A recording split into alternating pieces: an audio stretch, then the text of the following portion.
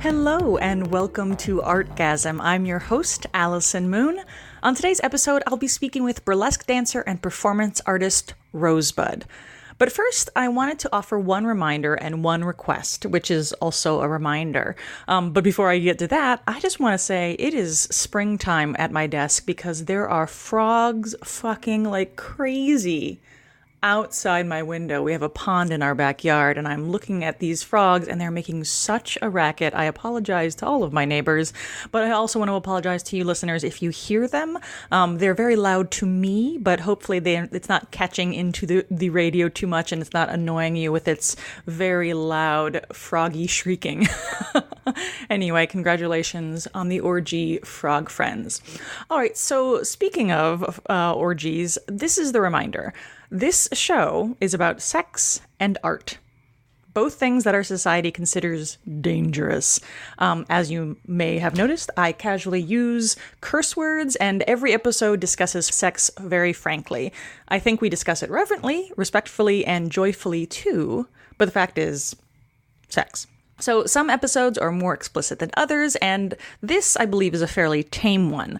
The next episode is a little bit more filthy, and I will give you a warning before that episode as well.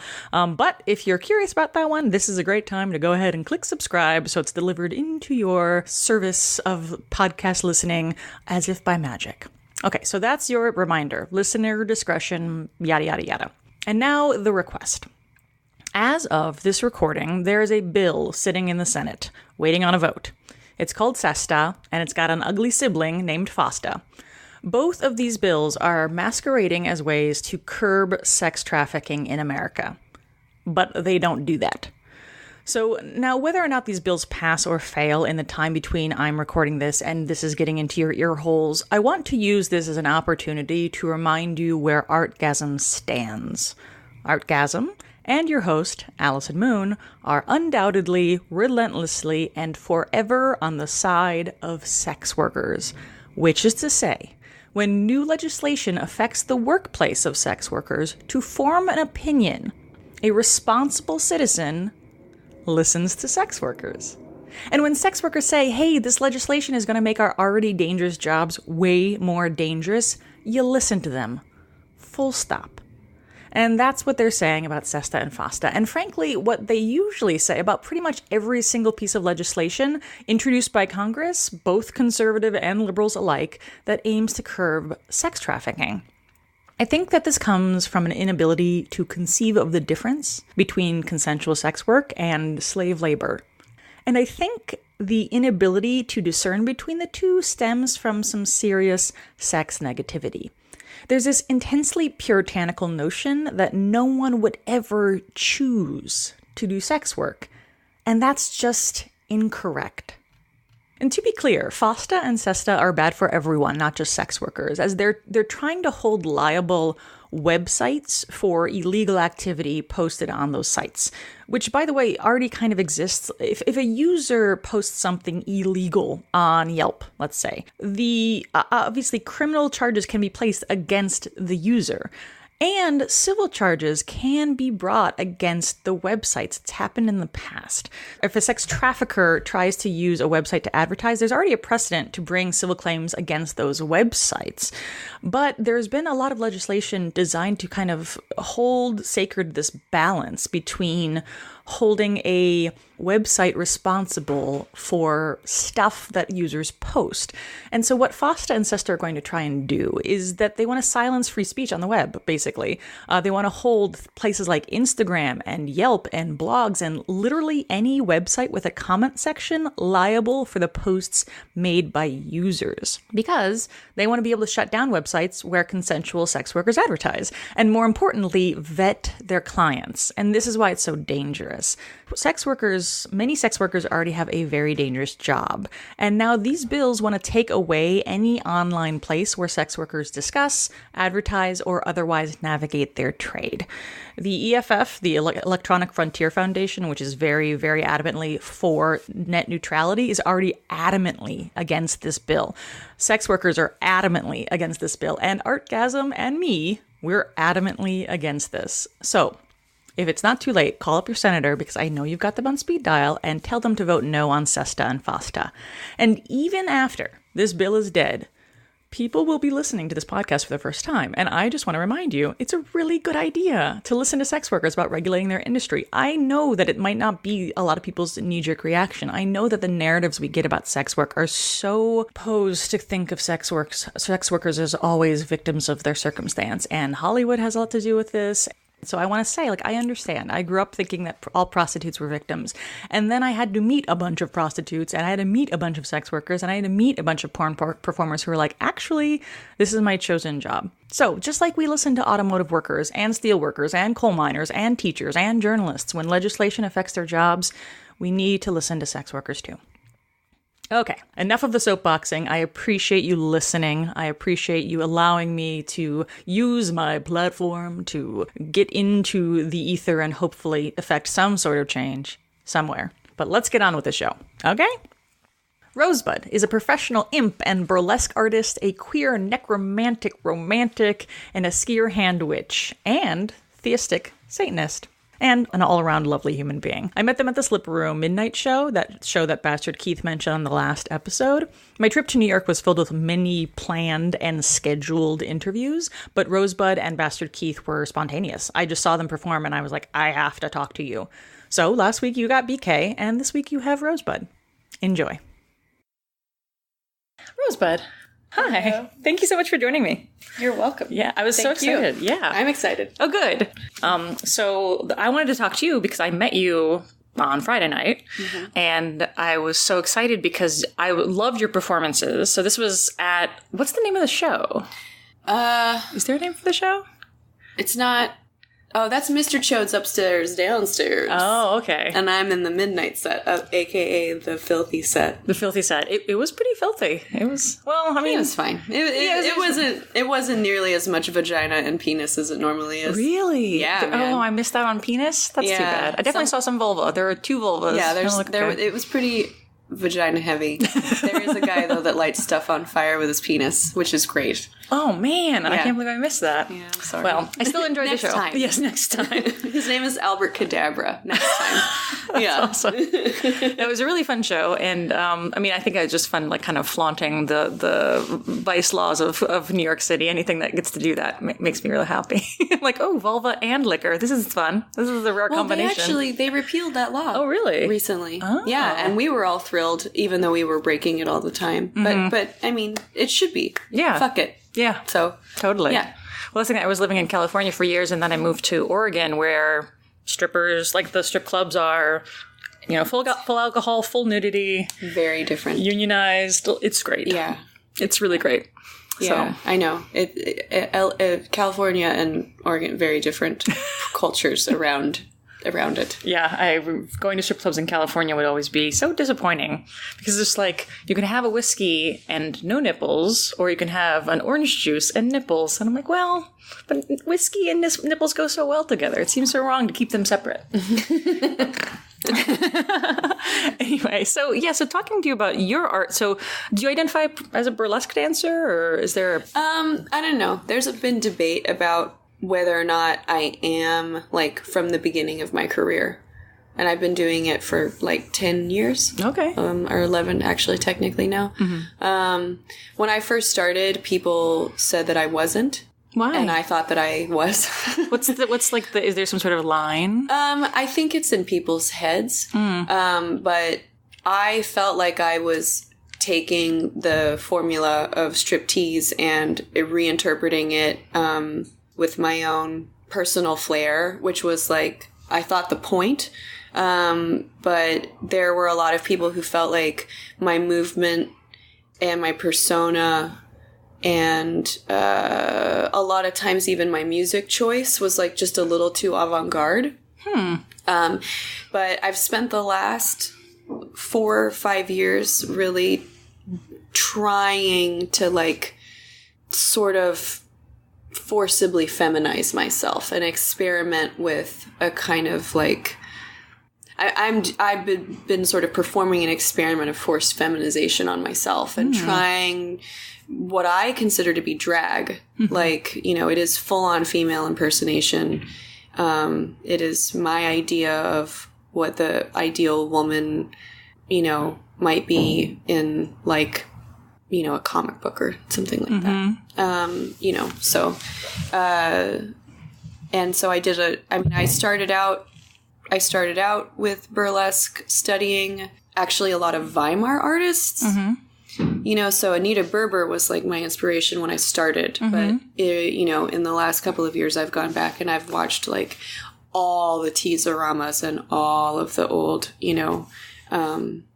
Irving Klaw films and stuff. And so I was trying to pull more of that, because that is just like so intensely over the top, draggy, What does that give you? What is the experience for you to take on those personas and the forced feminization? Like, what do you find gratifying or interesting about it?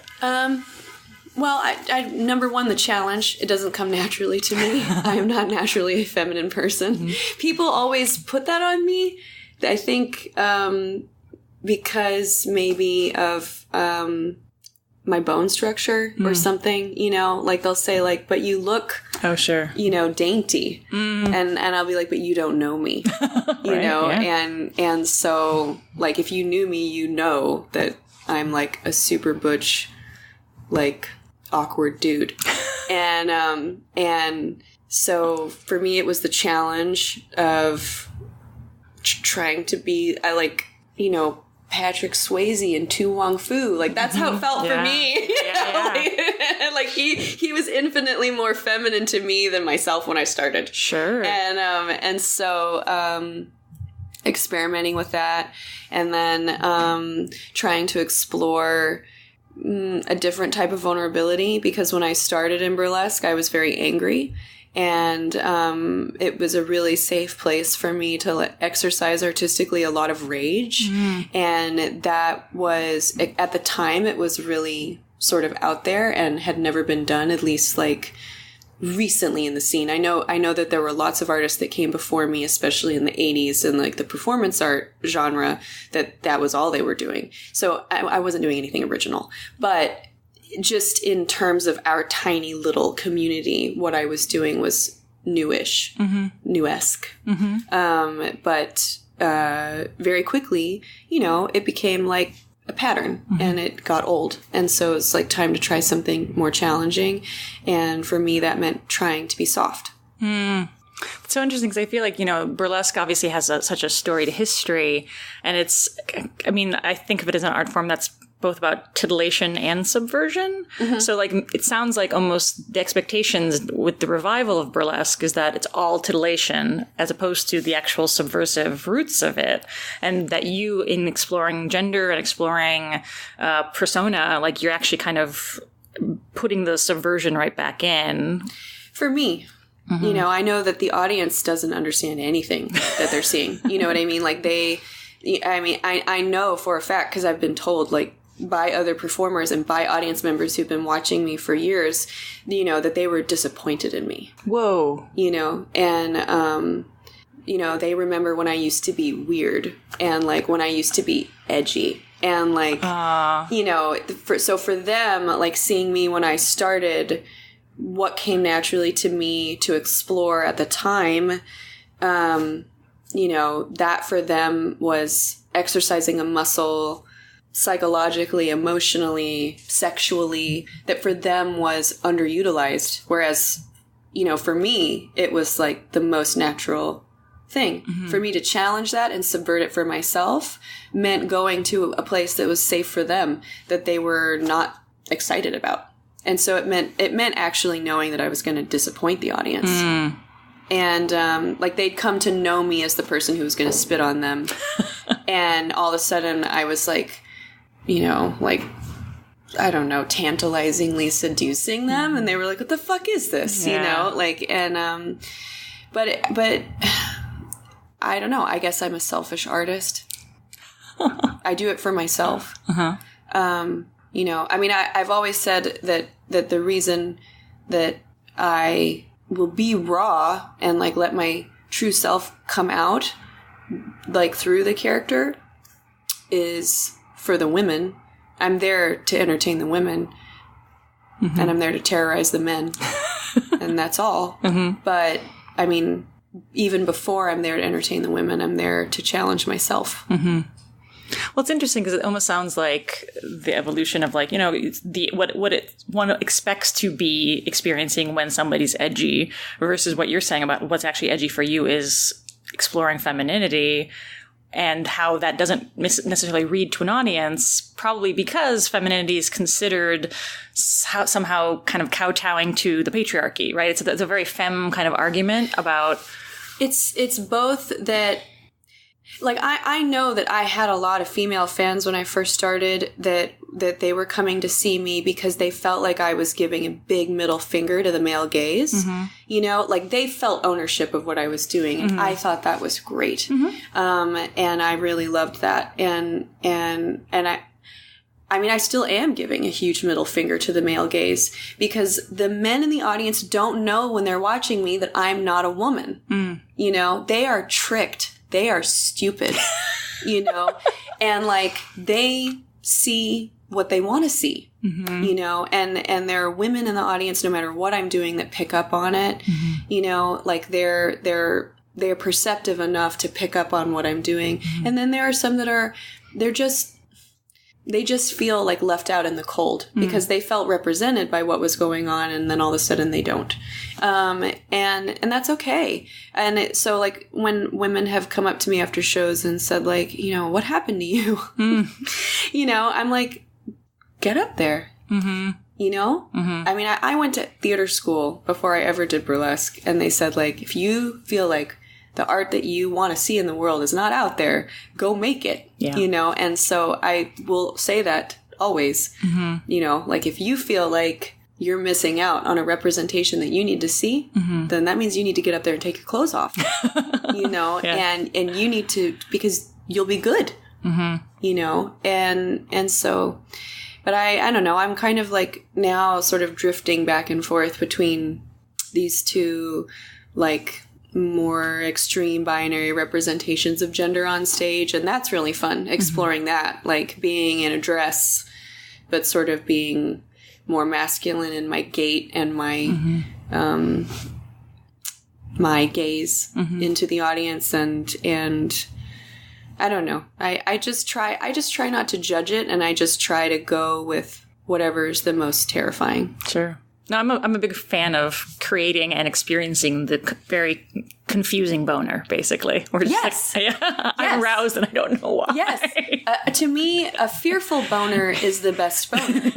And I just really think that we need more of that, mm-hmm. you know?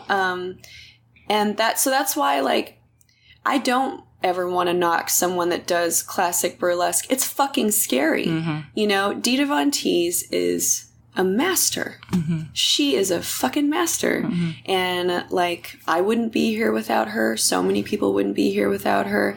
And a lot of people, I mean, you know, there are people that want to criticize it and say that she's like playing into a very traditional type of fetish, you know, and it's like, she's very subversive, you know, and, you know, if you really listen to her and you pick apart what she's doing, like, that's a scary boner, mm-hmm. you know, just because she's in a corset, you know, mm-hmm. and fetish heels, it doesn't, it's not safe. Mm-hmm. None of it's safe, you know. I think if you're not being sincere, that's where there's a problem. Mm.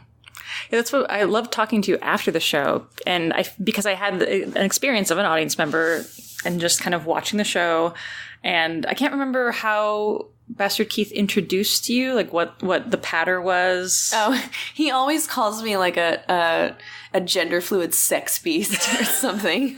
Yeah, which I don't mind it there, but like there are certain venues where I'm like, you don't need to say that because they're not going to get it, right. And like, then they're going to be expecting to see someone more androgynous. Oh. But when the curtains open, I'm in a gown or whatever. And so then they're going to be disappointed because it's not going to meet their expectation of what they think gender fluidity is. Well, that's what I loved about it, right? Because I was I was primed, and I don't think I was paying attention to Keith's intro as though like I didn't have any expectations of what was going to come on stage.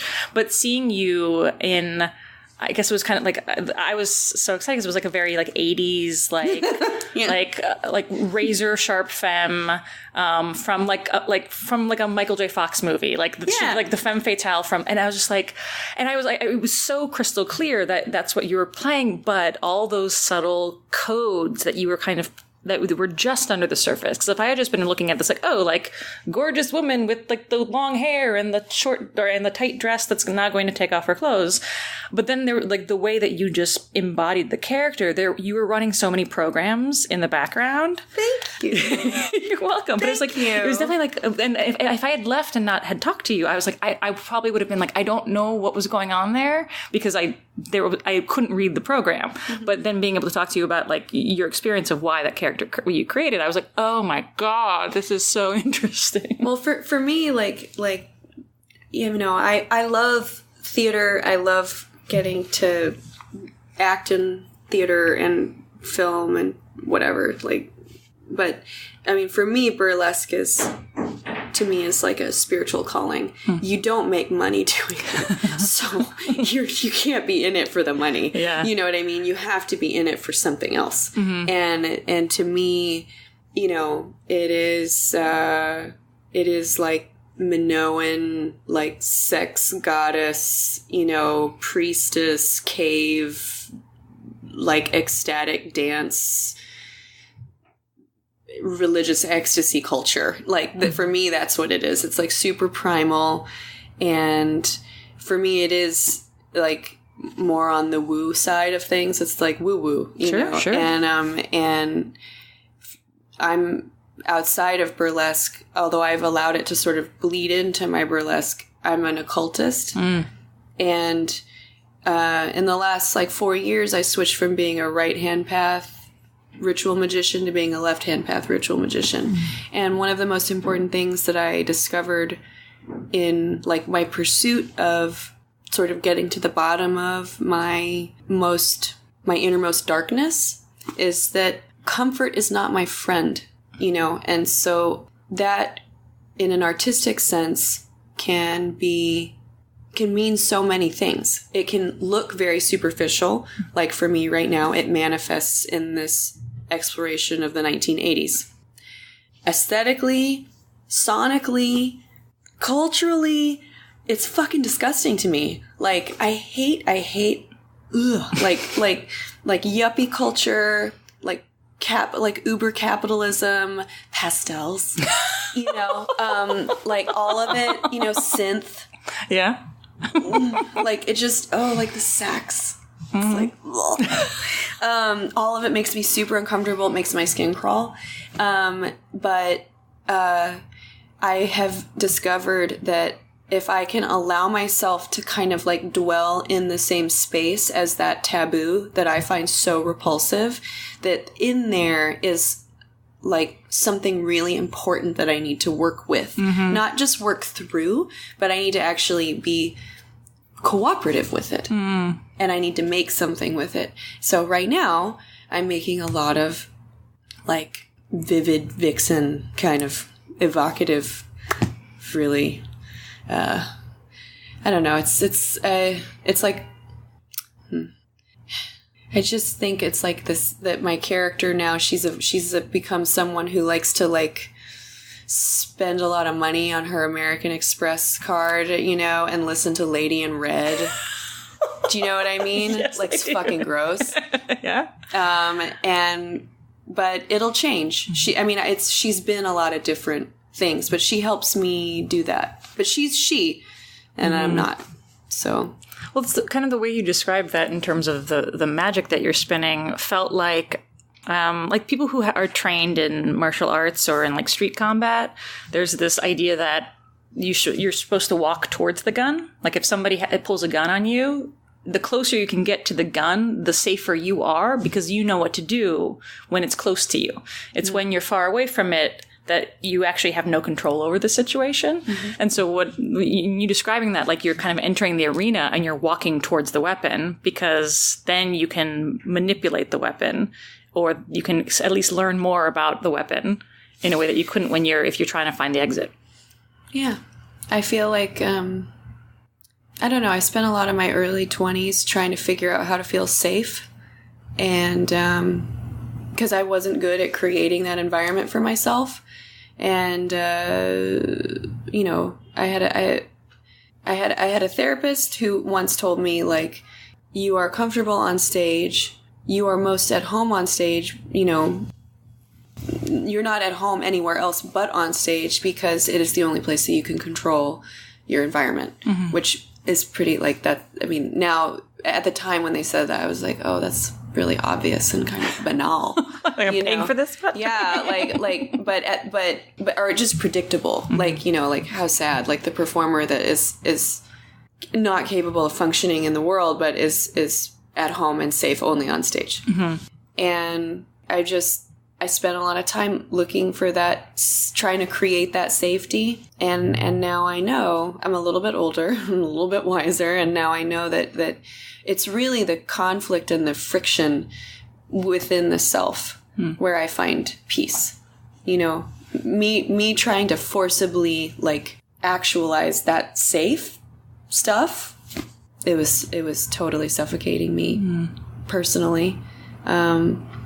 I don't mean like going out and creating conflict in the world, and I don't mean like trying to pick fights with other people, you know, or trying to be deliberately provocative in a way that is hurtful to a show or anything like that. I just mean like creatively, friction is good.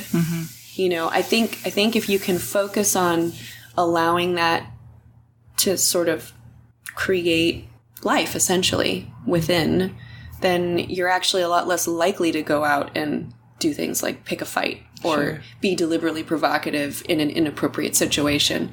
You know, shit like that. That's really obnoxious. Yeah, I mean, what it sounds like you're talking about is like shadow work, where it's like by confronting your shadow, it's much less likely to erupt when you have no control over the work or... Yeah, that's kind of all I do. So can you like tell me about like your experience on stage when you are in kind of in this, I mean, I don't want to necessarily call it ritual space, but whatever you're creating for yourself when you're in that kind of performance, like what's the feeling of that kind of thing? What does it feel like to display that part of yourself or that persona that you're choosing to put on as a mask or in front of a room full of people? Well, I mean, it feels superhuman. You know, do you mean like wait, superhuman or super comma human? It feels like extraordinarily cool. You know, human. It feels demigod like. You know, and I mean, I've been very lucky as an artist. I've had many opportunities to be in very wonderful productions, theatrical productions. And I mean, I almost always got cast as the same character. I almost always got cast as the girl next door, which was a big reason why I turned to burlesque, because I was like, I fucking hate this character and I do not want to get pigeonholed as this character. And like either cast me as like the hooker, the whore, the drug addict, or the dude, but do not cast me as the girl next door, you know, and I have control in burlesque, which is so nice. But I've had lovely opportunities as an actor to control the audience. You know, the fourth wall is there for, whatever. But like, I know, I can feel that I've got you in the palm of my hand. But in burlesque, the fact that the fourth wall is there only like in service of me when I want it, and I get to snatch it away at any moment. And not only do I get to snatch the fourth wall, and like just like totally shift the dimensional aspect of it, I get to break the physical barrier between me and the audience if I want to. And that is real power. The audience is not expecting for me to touch them. They're not expecting to exchange bodily fluids with me. You know, like if I want to go really far with it, like I can, or I cannot. Like, you know, it's totally up to me. And the fact that, you know, I can take what is essentially such a mundane act is, you know, getting undressed. Everybody does it.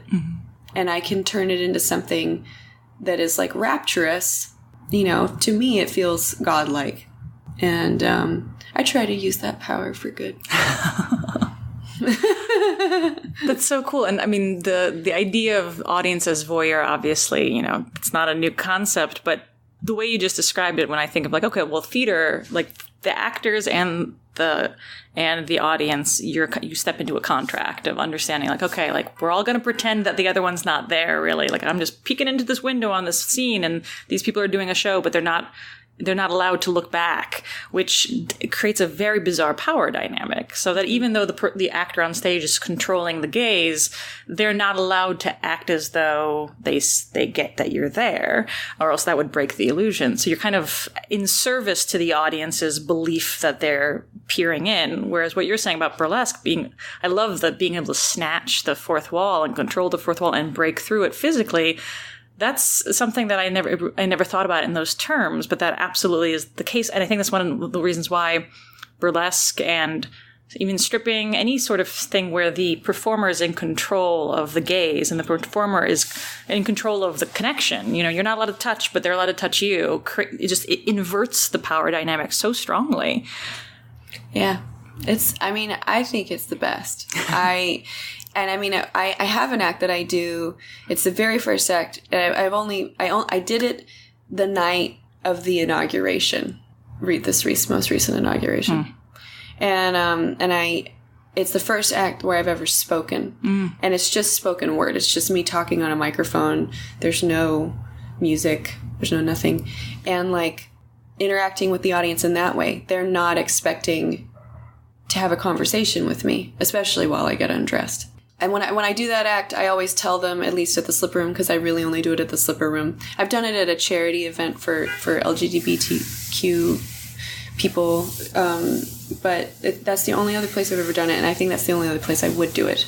I do it at the Slipper Room because I love the Slipper Room, and the Slipper Room to me is my church. Like, it's my Vatican, and they're there, like, in a worshipful space, in this, like, sacred space. And it always has been that for me.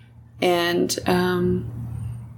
so, I don't know. I just feel like, people can trivialize it and they can look down their nose at it and they can condescend to the idea of transgressing, or they can, like, wrap themselves up in transgression because they get off on, feeling like they're doing something naughty, but they can still keep it at arm's length in the same breath.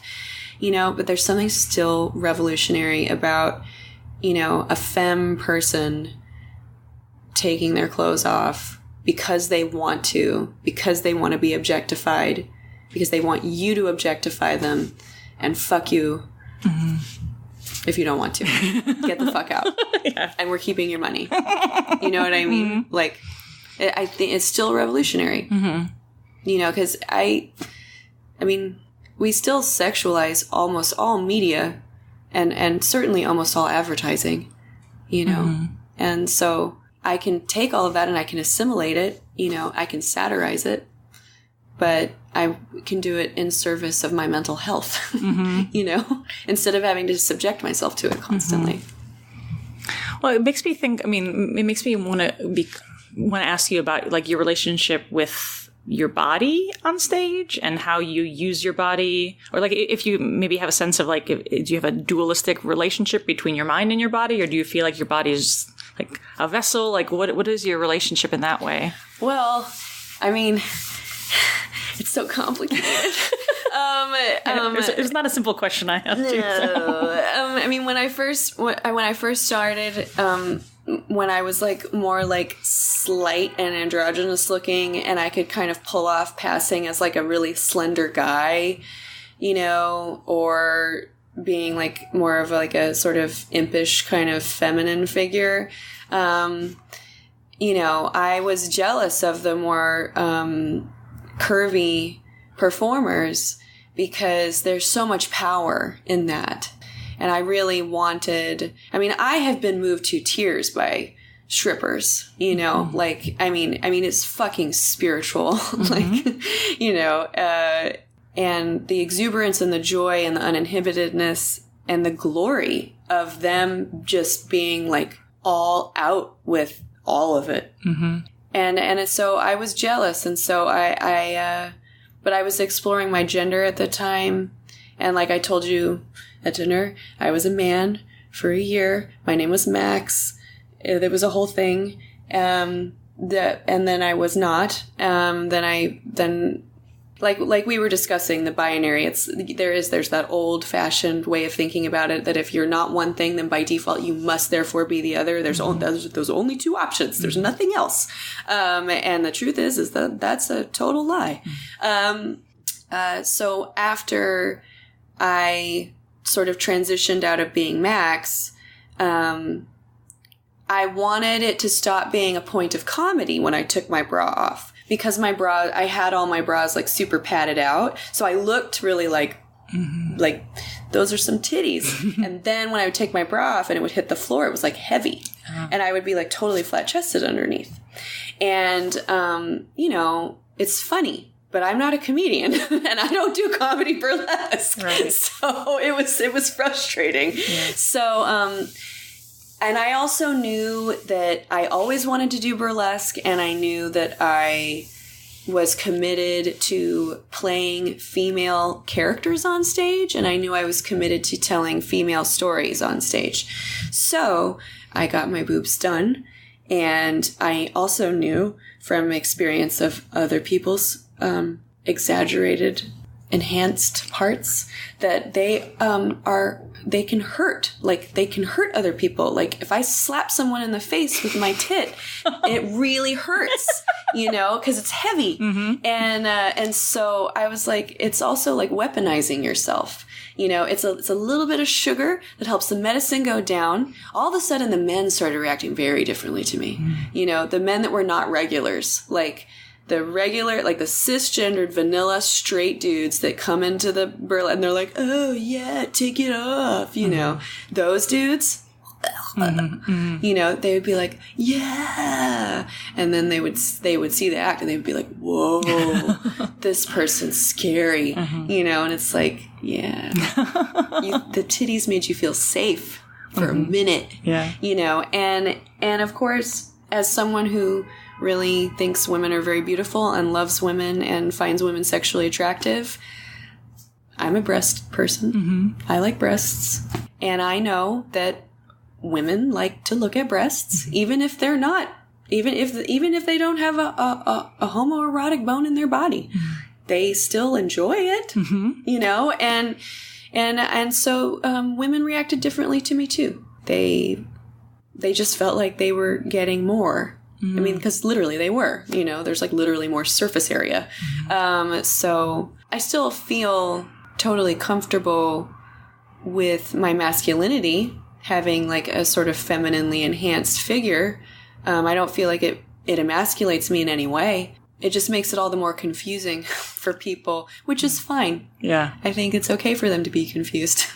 It's a little like gender fuck vibe as opposed to genderqueer. It's like, no, actually like the aggressively fucking with it kind of thing. When I put on a strap on, vanilla straight people, cisgender people are just like, I mean, they're hot.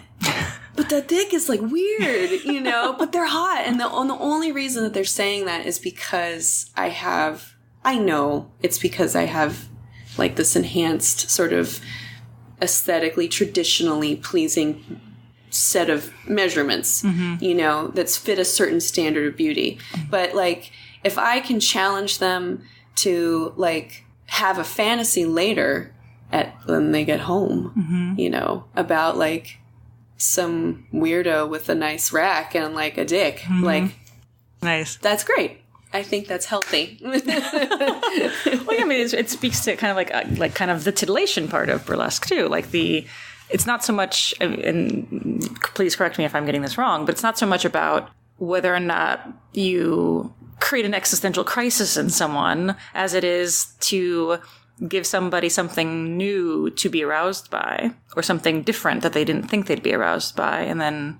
Yeah, I mean, I'm one of those people, I think because I'm an ex-Catholic, I'm one of those people who, like, greatly fetishizes and sexualizes the existential crisis. So I may not be the right person to talk about that. But I mean, I hope that, I think, again, it's like the fear boner, I hope that's always, I'm like trying to give a good fear boner. So to what degree, I mean, do your personas follow you off the stage, or is the stage a very separate space from your life? It's totally separate. Mm-hmm. It's totally separate. And people, a lot of times, even friends of mine who have known me for a long time, have a difficult time with that because I'm very different off stage. Mm-hmm. Even than I am backstage, you know, because when you show up to work, you know, you're showing up to be a rock star. You're not going to get paid like one, but you're showing up to be a rock star, and you're showing up to be like larger than life. Mm-hmm. So even backstage, it's like you got to bring the love, you know, you got to be like outgoing and positive and cheer people on. And like, it doesn't matter if you had a bad fucking day. It doesn't matter if you're broke. It doesn't matter. Like, nobody cares. You know what I mean? Like, everybody's having a hard time. Everybody's suffering, mm-hmm. you know? And so it's like you show up and you bring positive energy, and, you know, and you be outgoing and you be supportive, because that's how you are a good ally. You know, you don't show up and just like slink off to the corner and like act like weird and standoffish with people and, you know, competitive and shitty. Mm-hmm. You know, you don't do that. You know, that's not fair. And honestly, like, our community is too small. It's too small and it's too fragile to act selfishly like that. And I do my best. I'm not saying I've done a great job. Like, there were many years there where I was an asshole. I mean, I've come to this understanding after a long time of having been an asshole. But no, off stage, I'm very shy and, like, depressive and anxious and a mess. So, you know. Well, I'm glad you have an art in which you can subsume that for a little bit here and there. Yeah. That's awesome. So do you, and this is a question that might occur as pressure, but I certainly don't intend it that way. Do you have a sense of, you know, future ambitions around like other characters you'd like to explore, or other aspects of your personality that you haven't yet dove into yet? I have learned also, just because of the type of personality that I have, that ambition is not also my friend. Mm. Safety is not my friend, and ambition is not my friend. If I seek to make a plan, if I feel like I have a grand vision, it is crap. Mm. So really, I have discovered as an artist that I am honestly purely here in service of other people. There's an artist that I've actually never met, but I've only ever spoken to online, that we're kind of cooking up something, but like, I'm not the instigator. Mm. And I have committed myself to their vision. Good things come when I just kind of commit blindly to someone who I think deserves my service. You know, I made a feature-length film last year with Abe, and like, that again was me just kind of like tossing my hat in and being like, okay, whatever you want, I'll do whatever you want. And you know, I made an album with this person, mm-hmm. and it was the same thing. It was difficult and it was humiliating for me, but it was great to challenge myself that way. So I'm not saying that I don't have good ideas. It's just that in isolation, I don't think my ambition has any value. So I just choose not to engage it. Cool. No, I mean, it's a beautiful way of describing that. And I feel like it's not that you're empty. It's that you just, I mean, you have this priestess role. Like, it's like, if you can step into it and be of service, that's when the vision shines. That makes a lot of sense. That's all there is. Awesome. So if people want to learn more about you or find you, do you have an online presence people can seek out? I hate Facebook, so you will never find me there. Cool. And I have a website, but I very rarely update it. So if you want to find me, the only place you're going to find the only place I am actively is Instagram. Okay. And even these days, it's like much less for me. I'm a horrible business person, like really, truly, like really bad.